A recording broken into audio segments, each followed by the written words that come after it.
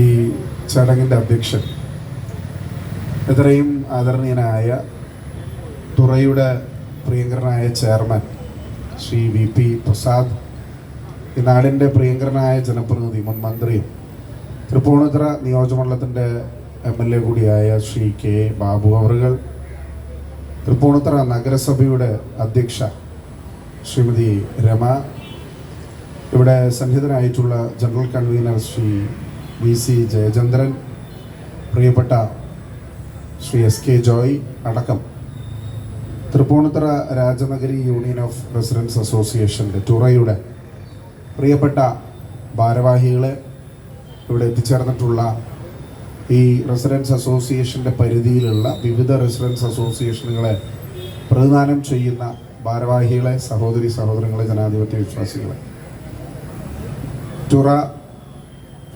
തൃപ്പൂണിത്തുറയുടെ railway വികസനവുമായി ബന്ധപ്പെട്ട് നിരന്തരമായ ഇടപെടൽ നടത്തുന്ന ഒരു സംഘടനയാണ്.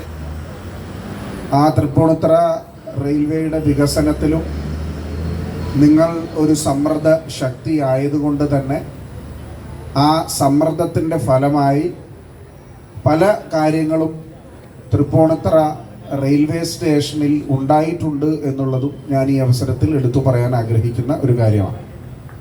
പിന്നെ പ്രസാദേട്ടന് എന്ത് കിട്ടിയാലും ഒരു സംതൃപ്തി ഉണ്ടാവില്ല.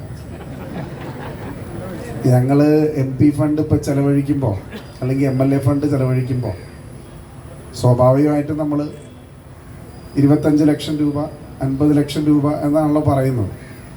അപ്പോൾ അതിൽ GSTയും അതിൻ്റെ അനുബന്ധ, നമ്മൾ ഒരു പാക്കറ്റ് പാൽപ്പൊടി മേടിക്കുമ്പോൾ അതിൻ്റെ മാക്സിമം റീറ്റെയിൽ പ്രൈസാണല്ലോ നോക്കുന്നത് എന്ന് പറഞ്ഞതുപോലെയാണ്. പക്ഷെ അദ്ദേഹം പറഞ്ഞത് എത്ര വികസനം നമ്മുടെ നാടിനുണ്ടാകാൻ സാധിക്കുമോ, പ്രത്യേകിച്ച് തൃപ്പൂണിത്തുറയ്ക്ക് ഉണ്ടാകാൻ സാധിക്കുമോ എന്നുള്ളതാണ്. ഒരു യാഥാർത്ഥ്യം എന്ന് പറയുന്നത്, കേരളത്തിലെ പല മുൻകിട റെയിൽവേ സ്റ്റേഷനുകളെ വെച്ച് ഒരു കമ്പാരിസൺ നടത്തുമ്പോൾ തൃപ്പൂണിത്തുറ പോലുള്ള ഒരു റെയിൽവേ സ്റ്റേഷനിൽ ഒരുപക്ഷെ മാവേലിക്കരയേക്കാൾ, അങ്കമാലിയേക്കാൾ, കരുനാഗപ്പള്ളി എന്ന് പറയുന്ന വളരെ പ്രധാനപ്പെട്ട റെയിൽവേ സ്റ്റേഷനേക്കാളും എല്ലാം വരുമാനത്തിൽ മുൻപന്തിയിൽ നിൽക്കുന്ന ഒരു റെയിൽവേ സ്റ്റേഷൻ എന്നുള്ള രീതിയിൽ, പ്രത്യേകിച്ച് എറണാകുളത്തിൻ്റെ റെയിൽവേ വികസനത്തിൻ്റെ കിഴക്കൻ കവാടമെന്നറിയപ്പെടുന്ന തൃപ്പൂണിത്തുറ റെയിൽവേ സ്റ്റേഷന് കൂടുതൽ സൗകര്യങ്ങളും കൂടുതൽ ട്രെയിനുകളും കൂടുതൽ സ്റ്റോപ്പുകളും വേണമെന്നുള്ള കാര്യത്തിൽ യാതൊരുവിധ തർക്കവും നമ്മൾക്ക് ആർക്കുമില്ല. ഈ പ്രതിഷേധ ധർണ, സായാഹ്ന ധർണ സംഘടിപ്പിച്ചിട്ടുള്ളതും നമ്മൾ ആ അവകാശ പോരാട്ടങ്ങളിൽ ഒരടി പോലും പിന്നോട്ട് വയ്ക്കുന്നില്ല എന്ന് കാണിച്ചുകൊണ്ട് തന്നെയാണ്. നമ്മൾ മനസ്സിലാക്കേണ്ട ഒരു യാഥാർത്ഥ്യം, ഒരു സാറ്റലൈറ്റ് റെയിൽവേ സ്റ്റേഷൻ എന്നുള്ള രീതിയിൽ തൃപ്പൂണിത്തുറയെ വികസിപ്പിക്കാൻ ഇന്ത്യൻ റെയിൽവേ തയ്യാറാവണം. കൊച്ചി മെട്രോ റെയിലിൻ്റെ വികസനം നമ്മൾക്കറിയാം. ആ കൊച്ചി മെട്രോ റെയിൽ നമ്മളെല്ലാം വിചാരിച്ചതിൻ്റെ അപ്പുറം, നിങ്ങളിപ്പോൾ ആലുവയിൽ നിന്ന് മെട്രോ റെയിൽവേ സ്റ്റേഷനുകൾ എല്ലാം പരിശോധിച്ചോ, അതിൻ്റെ എസ്തറ്റിക്സ് കൊണ്ടും അതിൻ്റെ സൗകര്യം കൊണ്ടും അതിൻ്റെ വിസ്തൃതി കൊണ്ടും ഏറ്റവും മനോഹരമായ ഒരു റെയിൽവേ സ്റ്റേഷൻ, ഈ നാടിൻ്റെ സാംസ്കാരിക മുഖം, ഈ രാജനഗരിയുടെ പ്രൗഢി തല ഉയർത്തിപ്പിടിച്ച് നിൽക്കുന്ന ഒരു മെട്രോ സ്റ്റേഷനാണ് ആ തൃപ്പൂണിത്തുറ മെട്രോ സ്റ്റേഷൻ എന്നുള്ള കാര്യത്തിൽ നമ്മൾക്ക് ആർക്കും ഒരു തർക്കവുമില്ല. അതിന് ശ്രീ ലോക്നാഥ് ബെഹ്റ അടക്കമുള്ള ആളുകൾ വഹിച്ച പങ്കും അദ്ദേഹം കാണിച്ച താല്പര്യവും ഞാൻ ഈ അവസരത്തിൽ എടുത്തു പറയാൻ ആഗ്രഹിക്കുകയാണ്. നമ്മൾ മെട്രോ റെയിലിൻ്റെ അനുബന്ധ വികസനവുമായി ബന്ധപ്പെട്ടിട്ടുള്ള റോഡ് വികസനവും എല്ലാം നമ്മുടെ പട്ടികയിലെ പ്രധാനപ്പെട്ട ആവശ്യങ്ങളാണ്. നമ്മൾ അതിലെല്ലാം ഉറച്ചു നിൽക്കുക. ഞാൻ MP ആയതിനു ശേഷമാണ് നിങ്ങൾ ആവശ്യപ്പെട്ടൊരു പ്രധാനപ്പെട്ട കാര്യം, മറ്റൊന്നുമല്ല, നമ്മുടെ പാർക്കിംഗ് ലോട്ട് ഏകദേശം 75 ലക്ഷം രൂപ. ഇന്ന് ഒരുപാട് വാഹനങ്ങൾക്ക്, അത് കാണുമ്പോൾ വലിയ സന്തോഷമുണ്ട്, ഒരുപാട് ആളുകൾക്ക് ജോലി സംബന്ധമായ ആവശ്യങ്ങൾക്ക് റെയിൽവേ സ്റ്റേഷനിൽ വന്ന് ട്രെയിൻ കയറി പോയി വൈകുന്നേരം വരുന്നത് വരെ അവരുടെ കാറുകളും ബൈക്കുകളും എല്ലാം, ടൂ വീലറുകളും എല്ലാം പാർക്ക് ചെയ്യാനുള്ള ഒരു സൗകര്യം യാഥാർത്ഥ്യമാണ്. അമൃത് ഭാരത് സ്കീമിൽ കുറേ കാര്യങ്ങൾ വെയിറ്റിംഗ് റൂമാണെങ്കിലും സ്ത്രീകൾക്കുള്ള സൗകര്യങ്ങളാണെങ്കിലും ടോയ്ലറ്റുകളുടെ നവീകരണമാണെങ്കിലും അതിൻ്റെ ഒരു ഫേസ് ലിഫ്റ്റിംഗ് ഈ കാലഘട്ടത്തിൽ നമ്മൾ നടത്തി മുന്നോട്ട് പോയിക്കൊണ്ടിരിക്കുകയാണ്. അത് അവിടെ അവസാനിക്കുന്നില്ല. ഇനിയും റെയിൽവേ സ്റ്റേഷൻ്റെ പ്ലാറ്റ്ഫോമിൽ ഇറങ്ങുന്ന ആളുകൾക്ക് മഴയും വെയിലും കൊള്ളാതെ കൂടുതൽ സൗകര്യങ്ങൾ, മേൽക്കൂര അടക്കമുള്ള കാര്യങ്ങൾക്ക് വീണ്ടും നമ്മൾ നമ്മുടെ അവകാശവാദങ്ങളുമായി നമ്മൾ മുന്നോട്ട് പോവുകയാണ്.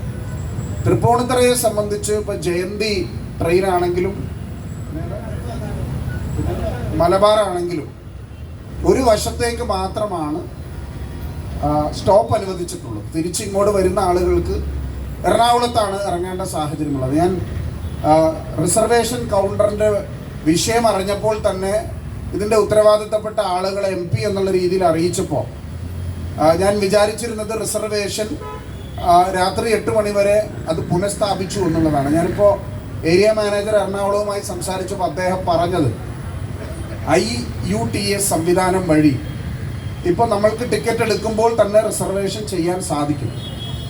മറ്റേത് റെയിൽവേ സ്റ്റേഷനിൽ ഒരു റിസർവേഷൻ കൗണ്ടർ മാത്രം ഉണ്ടായിരുന്നെങ്കിൽ ഇന്ന് ഏത് കൗണ്ടറിൽ നിന്നും ട്രെയിൻ ടിക്കറ്റ് എടുക്കുന്നതിനോടൊപ്പം തന്നെ റിസർവേഷൻ സൗകര്യം ലഭ്യമാക്കുന്ന ആധുനിക ടെക്നോളജിയാണ് ഇപ്പോൾ യാഥാർത്ഥ്യമാക്കിയിട്ടുള്ളത് എന്നുള്ളതാണ്.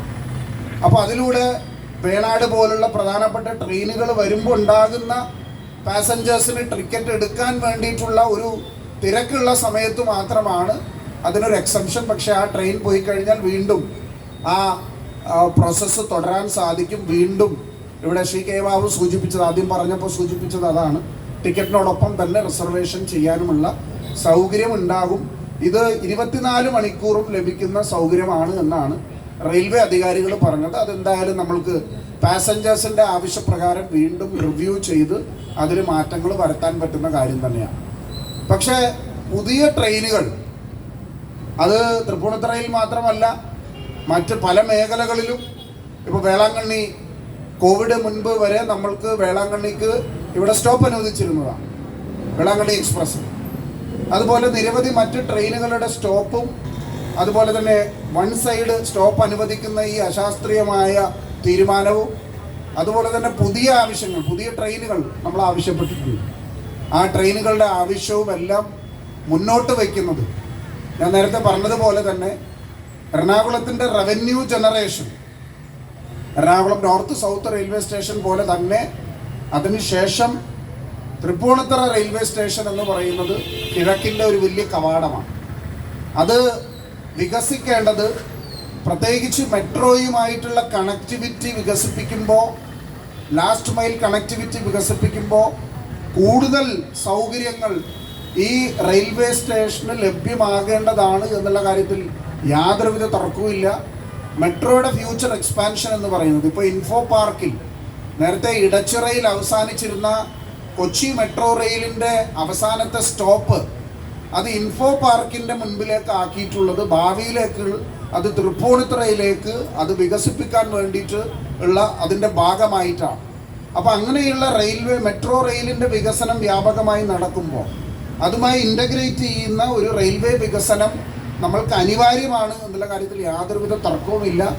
ആ അനിവാര്യമായ വികസനത്തിനും ആവശ്യമുള്ള അടിസ്ഥാന സൗകര്യങ്ങൾ ഒരുക്കുന്ന കാര്യത്തിലും തൃപ്പൂണിത്തുറയുടെ പ്രൗഢിക്ക് അനുസൃതമായി ഇന്ത്യൻ റെയിൽവേസിൻ്റെ തൃപ്പൂണിത്തുറ റെയിൽവേ സ്റ്റേഷൻ്റെ വികസനം എന്നുള്ള ഈ ഒരു അടിസ്ഥാനപരമായ ആവശ്യത്തിൽ തുറയുടെ മുഴുവൻ ആവശ്യങ്ങളോടും പരിപൂർണമായ ഐക്യദാർഢ്യം ഇവിടുത്തെ ജനപ്രതിനിധി എന്നുള്ള രീതിയിൽ ഞങ്ങൾ എല്ലാവരും പ്രഖ്യാപിക്കുന്നു.